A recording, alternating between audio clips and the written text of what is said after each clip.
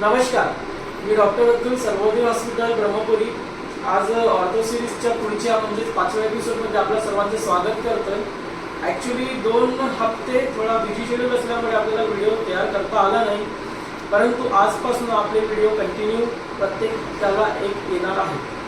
तर आज आपल्या सिरीजचा टॉपिक असणार आहे हिप रिप्लेसमेंट। जसे की आपण 4थ्या एपिसोडमध्ये बघितलं, नितंबनाचा संधिवात म्हणजेच हिप जॉईंट किंवा कमरेचा गोळा आपण ज्याला म्हणतो त्याचा वात। तर आज आपण त्या वातावर असलेले उपचार आणि त्या वाताच्या 4थ्या स्टेजसाठी लागणारा जो जॉईंट रिप्लेसमेंट किंवा सांधा प्रत्यारोपण आपण ज्याला म्हणतो त्याबद्दल थोडक्यात माहिती देणार आहोत। तर चला बघूया, हिप रिप्लेसमेंट म्हणजे काय, तो कधी करायचा, त्यामुळे होणारे फायदे आणि नुकसान।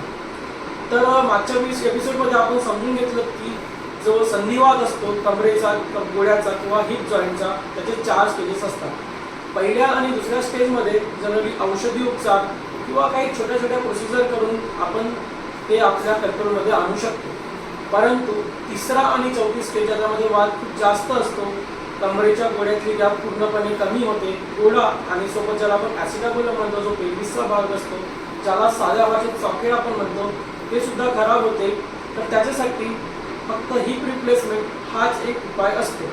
तर आता हिप रिप्लेसमेंट म्हणजे काय, तर हिप रिप्लेसमेंट म्हणजे आपण या फोटोद्वारे समजून घेऊया।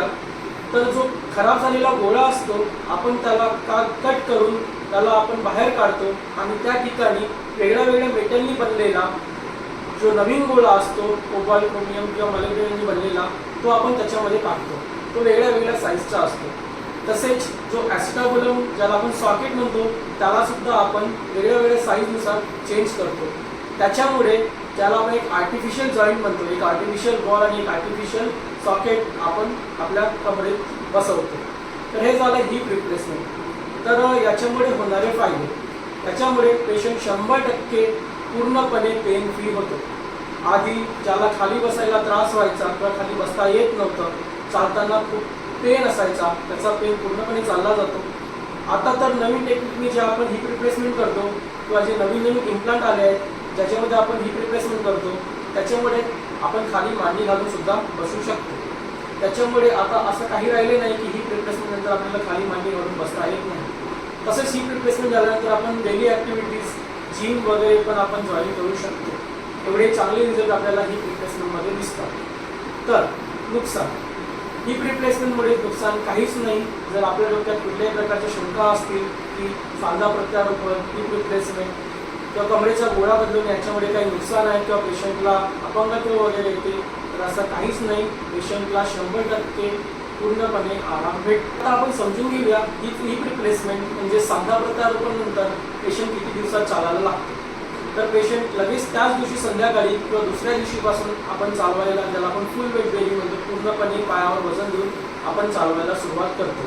आपण या व्हिडिओमध्ये बघू शकतात की आम्ही आपल्या हॉस्पिटलमध्ये जे पेशंट ऑपरेट केले आहेत, हा जवळपास 60 वर्षाच्या आजीबाई आहेत, त्यांचा ऑपरेशन पूर्वीचा व्हिडिओ आणि हा ऑपरेशन नंतरचा व्हिडिओ। त्याच्यात आपण बघू शकतो की पेशंट पूर्णपणे पेन फ्री झाला आहे आणि आपल्या पायावर पूर्ण वजन देऊन तो चालत आहे। त्यामुळे हिप रिप्लेसमेंट, सांधा प्रत्यारोपण किंवा सांध्याच्या कुठल्याही संधिवाताबद्दल, हिप जॉईंटच्या संधिवाताबद्दल मनात कुठल्याही प्रकारची शंका न ठेवता आपल्या जवळच्या डॉक्टरांशी आणि योग्य ते क्वालिफाईड डॉक्टरांशी चर्चा करून वेळीच योग्य ते उपचार करून घ्यावे। धन्यवाद।